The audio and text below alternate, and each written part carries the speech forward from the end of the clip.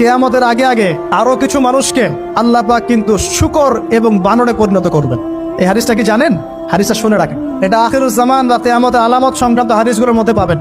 আল্লাহ রাসূল সাল্লাল্লাহু আলাইহি ওয়াসাল্লাম বলেছেন, কিয়ামতের আগে আগে আমার উম্মতের মধ্যে, ভালো করে শোনেন, কিয়ামতের আগে আগে আমার উম্মতের মধ্যে একদল মানুষ বের হবে যারা মদ পানকে হালাল মনে করবে। কাকে?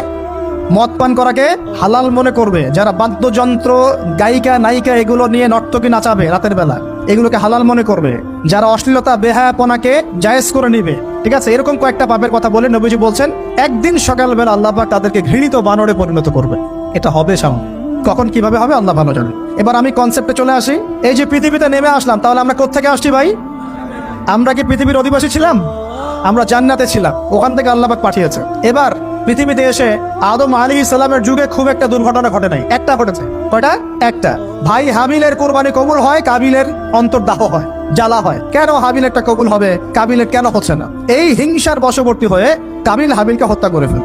হত্যা করে লাশটা দাফন করার পদ্ধতিও তার জানা ছিল না। আল্লাহ কাককে পাঠালেন, কাককে দেখে সে শিখলো। প্রথম দুর্ঘটনা হচ্ছে হাবিল কাবিলের দুর্ঘটনা। বলে রাখি, আজকেও নিজের ভাইয়ের বেশে বহু কাবিল মুসলিম সমাজের মধ্যে ঘুরে বেড়ায়।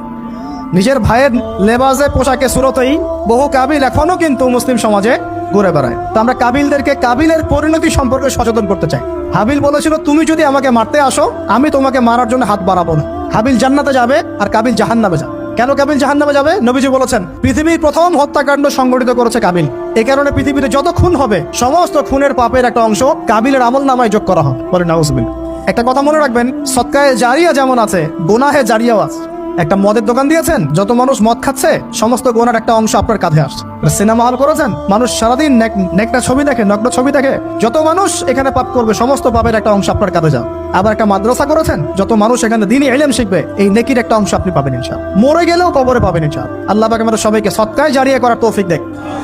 গোনাহে জারিয়া থেকে বাঁচিয়ে রাখুন, খুব খেয়াল রাখবেন। আল্লাহ পাক আমাদের হেফাজত করুন বলি আমিন। এবার ওই যুগ শেষ, নূহ আলাইহিস সালামের যুগ। এই যুগে আল্লাহর একই সুন্নত, নূহ আলাইহিস সালাম 950 বছর দাওয়াত দিলেন।